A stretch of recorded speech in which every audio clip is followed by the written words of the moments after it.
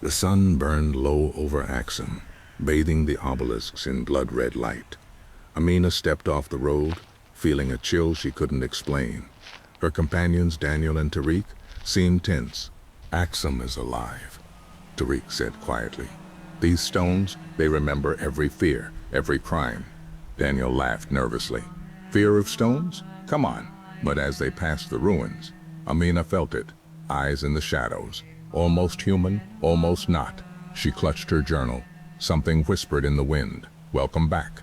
The words weren't spoken, but heard in the marrow of her bones. They arrived at a nearby village. The elders avoided her gaze, murmuring warnings. An old woman finally stepped forward, wrinkled hands clutching a talisman. "The Buddha hunts those who wander after dark," she said. "Not every hunter wears teeth and claws. Some wear flesh, some wear the shadow of men." Amina listened, fascinated and terrified. "Do you know its stories?" she asked. The woman nodded. "Long ago, a man of greed sold his soul. He became the first Buddha, hyena by night, man by day, devouring fear itself. Villagers who angered him vanished, sometimes whole families, sometimes only their shadows remained to wander the ruins." Amina shivered. "And now it waits, patient, hungry. It senses your fear, your doubts. It knows when you walk alone." Night fell. Amina returned to the ruins alone, heart hammering.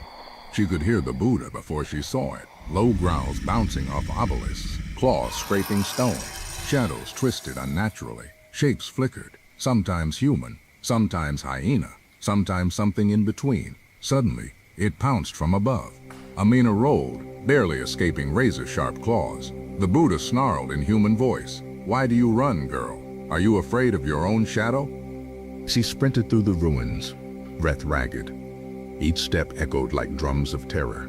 Figures moved just out of sight, companions she thought lost, whispering her name. Her own reflection, in a broken shard of obsidian, stared back at her, but it grinned when she didn't.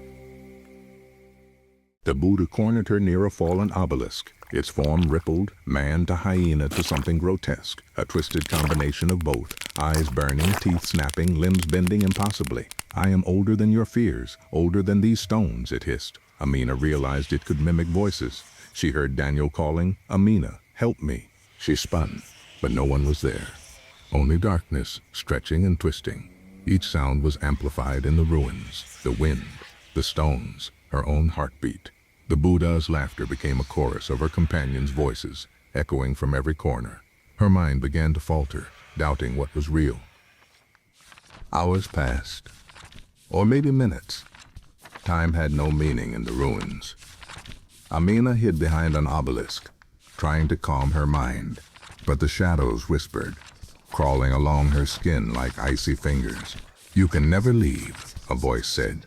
"We are inside you, inside Axum." Her journal slipped from her hands.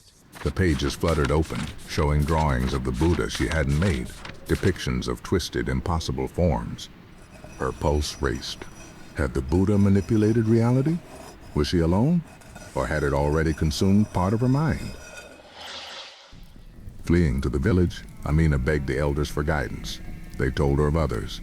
The Merchant of Shadows, who disappeared after mocking the elders' warnings. Only his shadow wandered the ruins at night.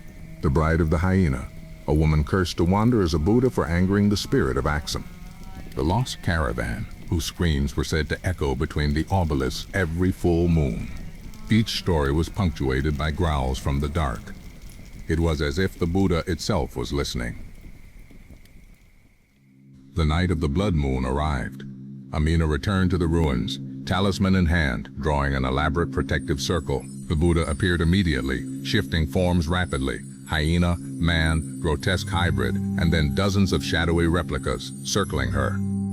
"Face me as I am," Amina shouted, stepping into the circle. The shadows shrieked, twisting violently. The air vibrated with unearthly sound. The Buddha's human form twisted in agony, its voice overlapping with dozens of hyena howls. She chanted prayers she barely remembered, invoking the spirits of Axum's ancestors. Light erupted from the talisman, forcing the shadows to recoil. The Buddha lunged again, faster than thought, snapping at her ankles.